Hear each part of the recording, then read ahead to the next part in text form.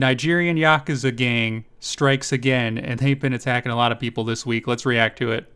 And damn. Oh, what the f? It's crazy because you come to Japan and oh yeah, good. Got the slow motion. Look at him coming. Man, he is pissed. He must have been selling some hard Fenta-chan. oh, 新宿で友達を待ちなが Oh, bro pulling out the Japanese. ら普通にいつもの YouTube 動画撮ってたんですけど、いきなり後ろから強く殴られました。フル動画はこんな感じです。I'm out here in Kabukicho, not necessarily happy about it. Which is Shinjuku Red Light District, the like Yakuza hub where they hire these Nigerian guys to like bring people into the bars to scam them. Not really loving it. And sell hard drugs. Kabukicho isn't my favorite place anymore. Back when I first came to Japan, I thought Kabukicho was so interesting. Because in America, we don't have anything like this. I bet you he really don't find it interesting anymore after this. Like a red light district. Of course, if it was in America with all the people that have guns and the crazy, super violent people, I'm sure people would be getting shot and all types of drugs and people would be stealing from each other. It would be just absolute chaos. Not that Kabukicho isn't chaotic in its own right, but I feel like if there was something like this in America, it would just be an absolute and too dangerous really for any civilized person to enjoy.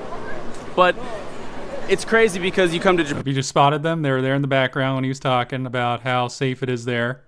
It's very ironic. Crazy because you come to Japan and bam. Oh, what? Let's see what they were doing there. But so yeah, they're offering this guy drugs, and then I guess they thought it was on camera. It's crazy because you come to Japan and oh, what? で振り向いたら4、5人の男の人たちに囲まれて怒鳴られていて、正直かなり怖かったです。だからそのまま警察に行きましたが、犯人は見つかりませんでした。歌舞伎町には夜になると外国人の So he says, you know, he went to police, but they didn't do anything, which is very common. It makes a lot of sense because, you know, they probably work for the Yakuza, most likely, like I said. And the Yakuza, they pay off the police, a lot of local police. This is their hub, Shinjuku Red Light District. This is where the Yakuza games are actually based. So, yeah, that's pretty crazy. So this is the first dude, the most recent one. Then there was this guy. He literally caught them saying they were selling like a certain amount of heroin. Let's see if we can react to this. You don't need to. Okay. It's getting dark out here. It's getting real dark. 5 points of heroin. No. Wow. 5 points of heroin. Heroin. Bro, what is this? Are you crazy? What? Bro! Oh! Bro! I tell you, Bro! You're going to jail, bro. No, he's not. Okay. Bro, what the fuck? You just broke it. So if you can see there, they were selling heroin to this couple there. Usually they target other tourists because they know they're the most likely to buy the drugs, not local Japanese. Look how pissed this guy is. And I mean, you can just tell these guys are up to no good. They definitely would be deported under normal circumstances. You know, Japan has very strict immigration laws, especially now. But because these guys got protection from somebody powerful, again, who runs these clubs, who owns these bars that these guys work for, the Yakuza. So that's most likely who's protecting them. That's why the police won't touch them.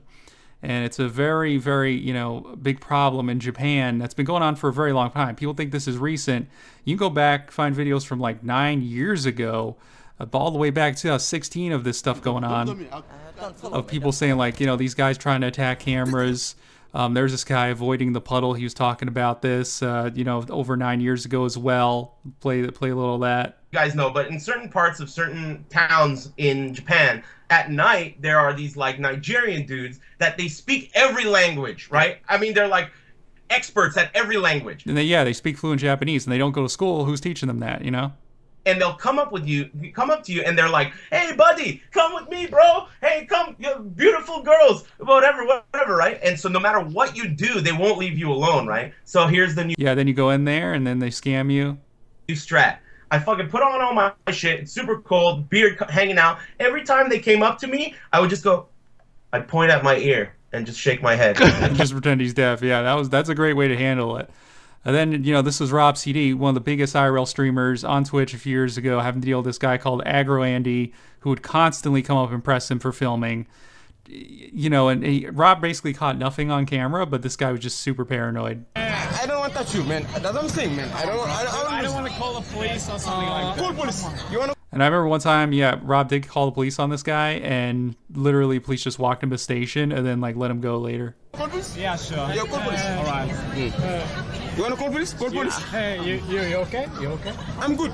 You good? And that's why he's so comfortable with the police being called. Again, under normal circumstances, if you're in Japan, you're selling drugs, somebody's calling the police, you're out of there. It's like 7 years in prison for one drug charge. And these guys are selling heroin. So the fact they're so confident, again, they got some serious protection.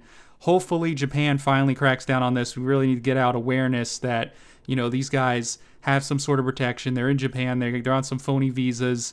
Because, you know, this makes Tokyo, makes Japan look really bad. And it really sucks for tourists and really, you know, endangers the safety of Japan. You know, you don't see this kind of stuff in Korea. You don't see this kind of stuff even, you know, in China, where you have these Nigerian gangs just going around selling heroin on the street, hard heroin. I mean, this is really, really bad.